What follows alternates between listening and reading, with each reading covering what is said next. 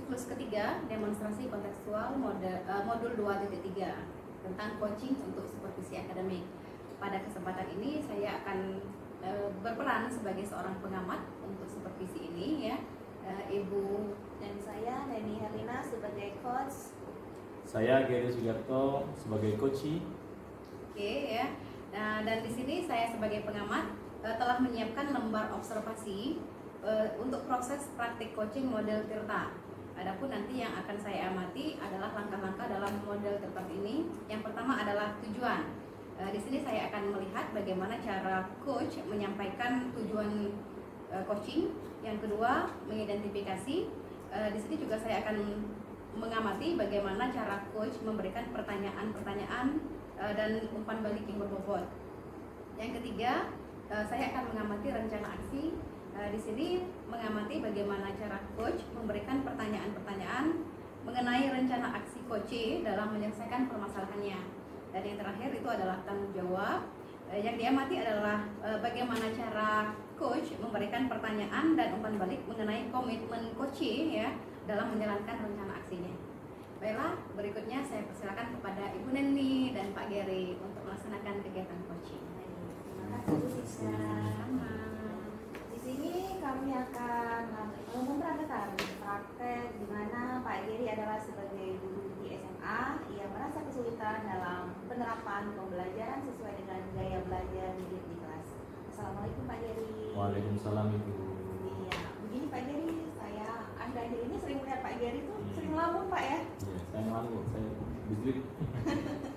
Ya Iya. Pak, saya itu ngelamun karena pusing karena beberapa hari ini kan siswa yang saya ajar hasil belajarnya kurang sesuai dengan apa yang saya harapkan. Itu yang jadi masalah saya.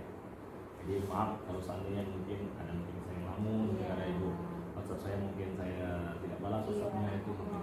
Saya sering kali WL Bapak kan, Iya. di red aja kadang apa nggak dibuka gitu Iya. kan. Cepatnya aduh banyak masalah. Lagi banyak masalah, bener. Iya. Galau ya. Galau. Jadi sebelum berbincang lebih jauh Pak ya, menurut Pak Gary apa yang menjadi tujuan coaching atau percakapan kita hari ini Pak? Saya ingin dari teman kita hari ini Bu, itu mendapatkan hasil kira-kira apa yang harus saya lakukan atau hasil belajar seperti apa yang saya sesuaikan dengan RBP yang saya inginkan atau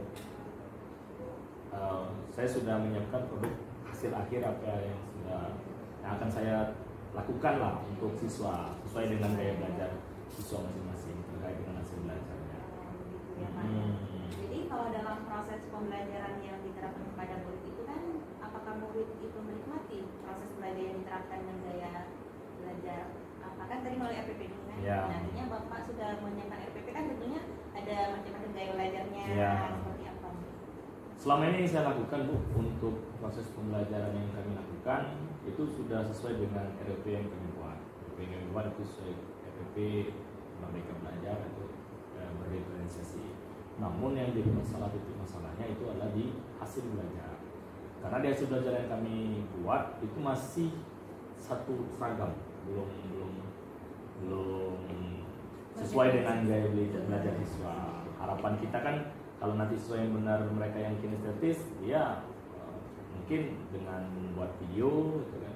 Kalau siswa yang hobinya mungkin yang visual, mungkin dia membuat PowerPoint ataupun apa, kira-kira seperti itu yang saya. Selama ini saya hanya berpatokan dengan nilai yang ada online sekian, nilai hasil sekian, nilai mereka sekian. Gitu. Saya sih sependapat ya dengan Pak Gary ya. Jadi tujuan dari percakapan kita ini yaitu mengenai hasil belajar murid ya Pak Gary ya. Jadi nanti hasil belajar muridnya itu seperti apa Pak yang Pak Gary inginkan? Yang saya inginkan itu yang pasti yang mereka hasilkan, produk yang mereka hasilkan itu sesuai dengan gaya mereka atau profil belajar murid mereka masing-masing. Kalau memang mereka sesuai dengan yang visual, itu bisa dari memberikan video atau gambar atau mungkin nanti cerita, itu sesuai dengan mereka. Atau mungkin mereka juga yang hobinya yang audio, mungkin hanya membuat dalam bentuk seperti radio kan, kira-kira seperti itu. Nah itu yang belum kami lakukan. Padahal kalau untuk RPP-nya sudah kami buat sesuai dengan pemetaan yang ada. oh siswa ini seperti ini, tapi di hasil belajarnya yang masih belum maksimal. Itu yang kami lakukan, yang belum kami lakukan. Bagus sekali Pak Jari ya. Tapi di situ mungkin ada yang menjadi kendala Pak ya yang harus dihadapi ketika melaksanakan pembelajaran tersebut Pak. Kira-kira ada kendalanya nggak? Kendalanya itu Bu, yang pasti setiap siswa itu masih belum mengenali kemampuan belajar mereka masing-masing. Itu kendala utama. Kadang-kadang mereka ini sepakat atau ikut-ikutan saja. Oh, kawan saya ini visual, aku sedang saya ikut visual juga. Ini kawan saya audio, kawan saya ikut audio juga. Oh, ini kawan saya ini saya itu.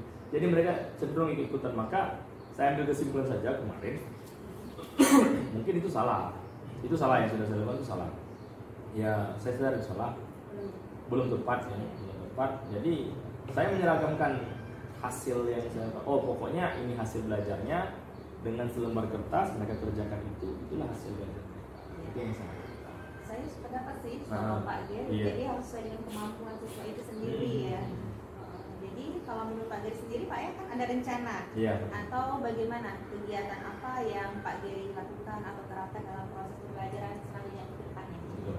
Yang pasti untuk proses pelajaran hampir sama seperti yang kemarin yang sudah kami buat, yang disesuaikan dengan pembelajaran yang ada. Namun sekarang yang jadi fokusnya di produknya. Jadi nanti kami sesuaikan dengan gaya belajar siswa. Jadi kalau sama siswanya memang benar-benar dia, oh ini sesuai dengan gaya belajar mereka kinestetis, maka mungkin dia buat video. Ya, karena mungkin buat video itu kan mereka banyak melakukan kegiatan bergerak, gitu ya. Tapi kalau misalnya mereka biasanya visual, mungkin mereka mengeluarkan dalam bentuk gambar atau mungkin dalam bentuk PowerPoint, atau mungkin yang senang berbicara, mereka bisa menjelaskan. Jadi mereka bisa saling kolaborasi untuk kegiatan pembelajaran. Jadi nilai siswa itu sesuai dengan kemampuan mereka masing-masing. Karena kan ada pepatah mengatakan kalau kita pengen melihat mengukur sebuah kehebatan seseorang, apakah bisa meratakan? Kan tidak seperti itu. Nah itu yang kami ambil dari sana.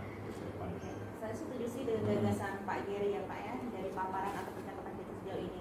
Nah tentunya Pak Geri mempunyai harapan Pak. Harapan Pak Geri selanjutnya itu seperti apa? Harapan saya ke depan hasil belajar yang dibuat oleh siswa itu memang benar-benar sesuai dengan kemampuan mereka masing-masing. Dan ketika memang itu sudah sesuai dengan kemampuan mereka masing-masing, maka nilai pun akan disesuaikan dengan kemampuan mereka masing-masing. Jadi harapan kami hasil belajarnya maksimal sesuai dengan apa yang mereka pahami. Jadi kan selama ini kan ini kan saya ngajar fisika gitu ya. Kalau saya ngajar fisika kan kalau seandainya hanya sebatas kertas, ya hanya nilai itu saja. Padahal Pak, saya ini kan punya kemampuan lain. Membuat apa misalkan? Saya ini bisa membuat dalam bentuk, oh ini mindset. Jadi mereka bisa membuat dalam bentuk mindset, peta konsep dan segala macam. Oh Pak, saya ini bisa buat dalam bentuk videonya. Nanti saya buat video segala macam. Itu kan bisa juga. Nah itu yang selama ini belum terpikir oleh kami. Untuk kedepannya kami akan membuat seperti itu sebagai komitmen kami. Luar biasa ya Bu Iya. ya Pak Geri ya.